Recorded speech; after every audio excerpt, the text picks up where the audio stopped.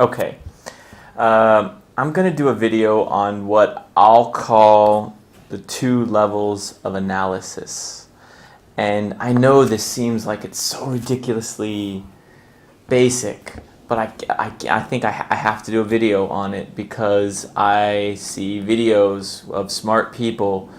And towards the end, I'll talk about a video of a college professor who's just totally mixing this up and seems to have no idea that he's mixing up two levels of analysis which just don't go together.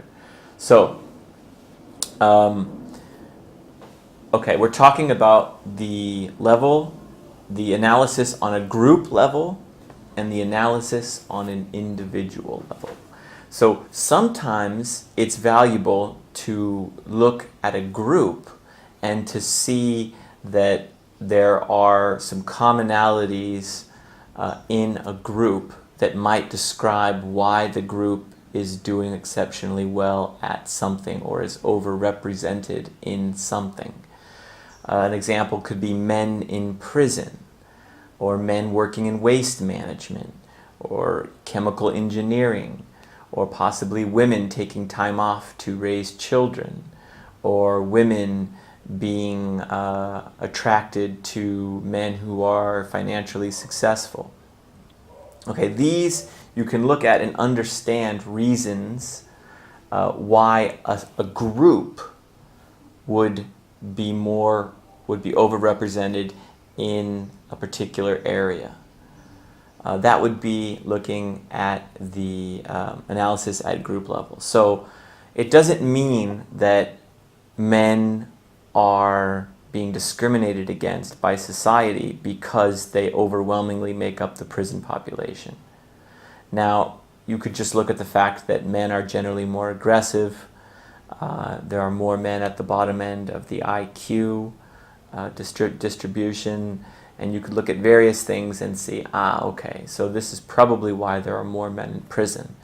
But to then change that to the individual level of analysis and say, you're a man and therefore you are violent, totally mixes up the appropriate way to look at men and a man.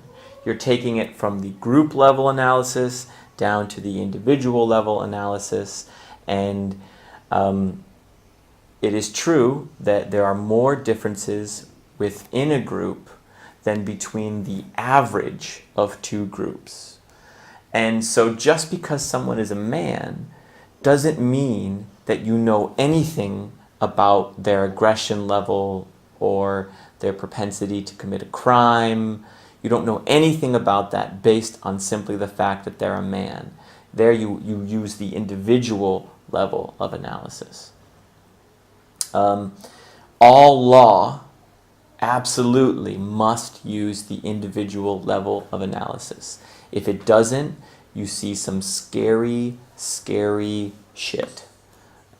Whenever you see whole groups of people being butchered and enslaved and oppressed, you can bet your ass that people are using the group level analysis and are transferring that to individuals, and those individuals are paying the price for whatever they deem is their group level of analysis. And you have to be very careful with group analysis. I think maybe I didn't stress that enough. You have to be very careful that a lot of the time your group analysis is probably based on your own prejudiced worldview. And I don't mean prejudice as racist, however it might be. But, we humans make generalizations just as part of surviving day-to-day life. And we have to recognize that is how we function. The world's too complex to try to analyze every single thing that we encounter, and so we put them into groups. However, a huge leap forward in civilization is to be able to suspend the group analysis and to go to individual analysis and say it's very important that when it comes to the law or personal interactions, we're able to single out an individual and deal with them as an individual, because we have the knowledge that the individual is not a representative of the group, that the variation in the group is so great that an individual out of what we've now created the group, we don't know anything about that individual based solely on how we group them.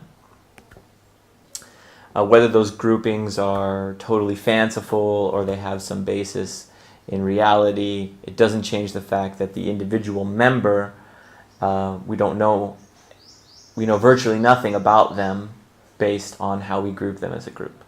So I was watching there was a big hubbub about this college professor who wrote an article that was entitled something like, "Can My Children Be Friends with White People?"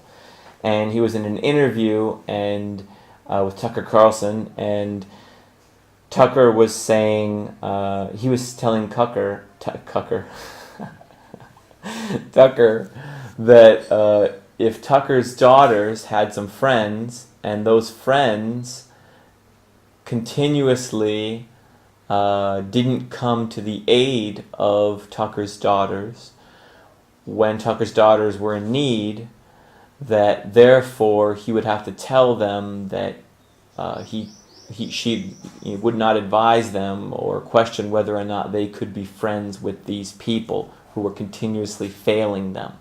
Okay, that is looking at an individual level of analysis. We're talking about some people who happen to be dicks.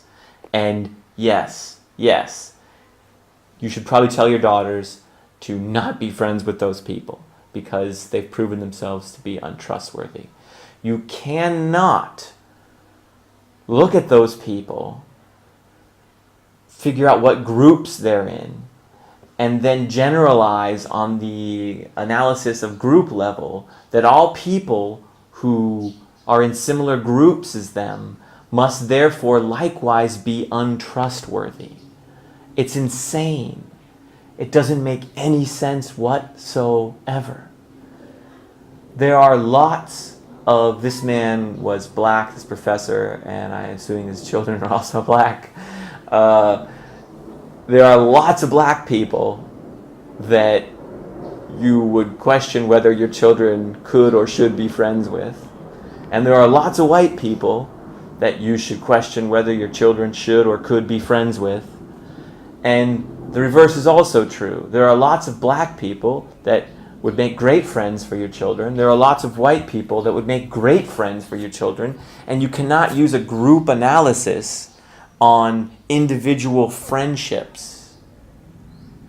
And it seems so obvious to me, but time and time again in political discourse, it just comes up again and again and again. They just revert from group analysis on a group level to analysis on an individual level, and then it just constantly goes, and then of course everything goes haywire because you're not talking to the person there in front of you. You're talking to your idea of that person based on how they were born or possibly what group they self-identify with, and not actually who they are. It's much more difficult to look at someone as an individual. And a perfect example of this is people who are shouting, "You're a white male. What do you have? Check your white male privilege. You couldn't possibly know about, your white male opinions." And a lot of those people are white men. So they obviously are, totally different than the category that they're trying to put me or someone else into, and to limit them as saying, because you were born this way, you're in this group here, and So you can't try to pretend that you have a different opinion while the person who's expressing that opinion is also in the same group they're trying to put me in, and obviously has a different opinion.